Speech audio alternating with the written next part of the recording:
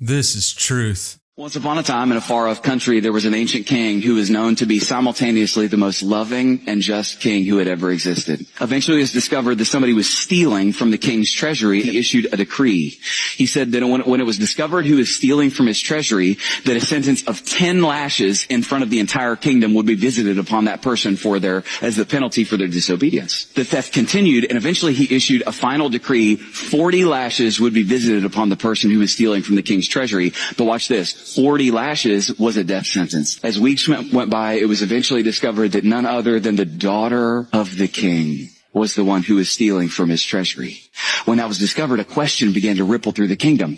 How could the most loving king who's ever existed kill his own daughter? Well, eventually the king examined it, and he said, hey, the law is clear. Sin has taken place. Justice must fall. The sentence must be passed. And the king's own daughter was brought in front of the entire kingdom. And when she got to the front, she was laid over an executioner's table. Just as the executioner lifted his whip to issue the first lash, the king stood up from his throne and he yelled, "Stop!" Silently, the king walked forward, bent over his daughter, wrapped his body around his daughter on the stump, ripped the shirt off of his own back, looked back at the executioner and said, "Now hit her." The executioner objected. "King, I can't hit her without hitting you. Now hit her." 40 lashes fell upon the back of the king over the back of his daughter. And the king died, and the girl went free.